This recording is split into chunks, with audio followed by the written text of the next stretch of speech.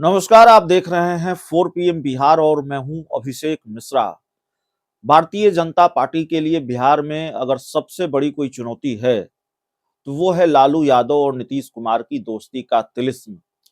और ये तिलिस्म अगर 2024 के लोकसभा चुनाव में, 2025 के बिहार विधानसभा चुनाव में बरकरार रहा, तो जाहिर तौर पर भारतीय जनता पार्टी को इसका खामियाजा भुगतना पड़ेगा। बिहार की सियासत का ये एक स्थापित सत्य है। 2015 के विधानसभा चुनाव से 2015 के विधानसभा चुनाव में लालू यादव और नीतीश कुमार जब साथ आ गए तो पूरी ताकत लगाकर भी भारतीय जनता पार्टी ये चुनाव नहीं जीत सकी।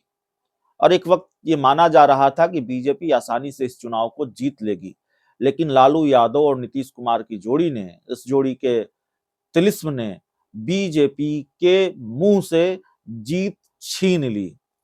भारतीय जनता पार्टी जाहिर तौर पर इस संभावित नुकसान से बचने के लिए हर तरह के कवायद कर रही है, हर तरह की कवायद में जुटी हुई है।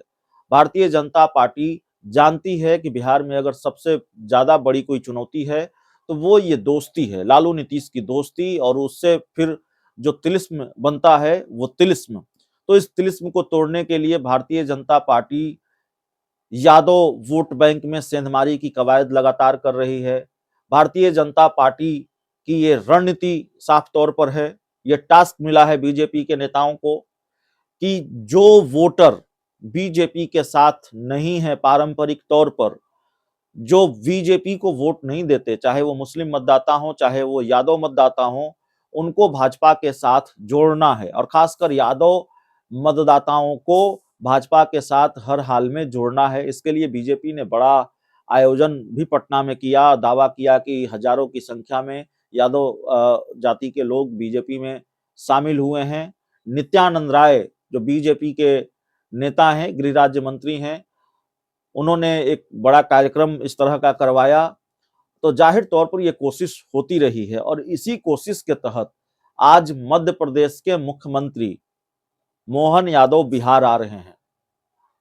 तो मोहन यादव के सहारे क्या भारतीय जनता पार्टी लालू नीतीश की दोस्ती के तिलिस्म को तोड़ना चाहती है?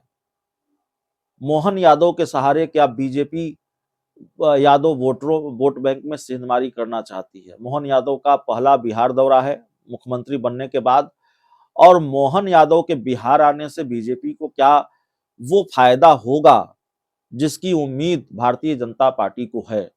देखिए, हो न हो, लेकिन भारतीय जनता पार्टी इसको लेकर बेचैन बहुत है। भारतीय जनता पार्टी ने 2015 का विधानसभा चुनाव देखा है।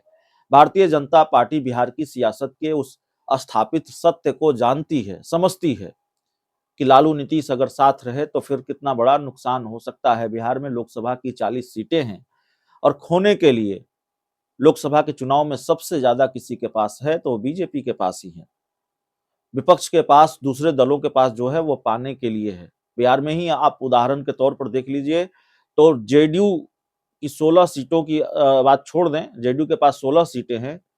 उसके बाद इंडिया गठबंधन में कांग्रेस के पास 1 सीट है, लालू यादव की पार्टी आरजेडी के पास कोई सीट नहीं है, वाम दलों के पास कोई सीट नहीं है लोकसभा की।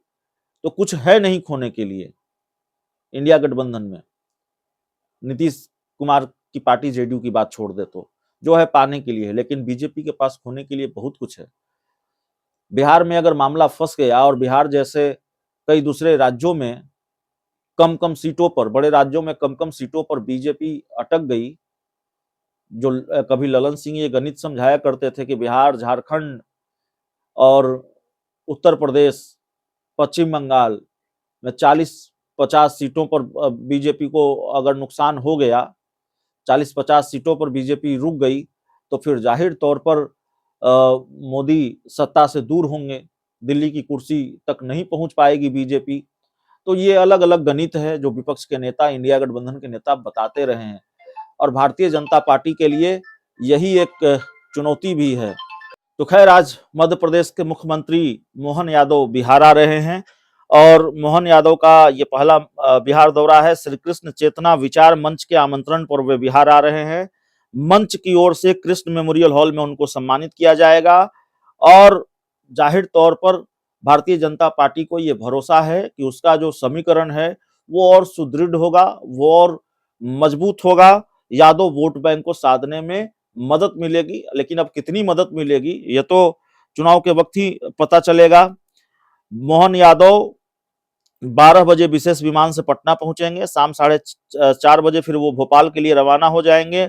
इस दौरान वे बिहार की 14.26% आबादी को बड़ा मैसेज देंगे। ये जानकारी है उनके कार्यक्रम को लेकर। तो जाहिर तौर पर मोहन यादव को भारतीय जनता पार्टी बुला रही है। मोहन यादव का बिहार दौरा इसीलिए है कि लालू यादव का जो वोट बैंक है, खासकर मुस्लिम यादव वोट बैंक और खासकर यादव वोट बैंक, उसको अपने साथ जोड़ा जा सके, सेंधमारी की जा सके।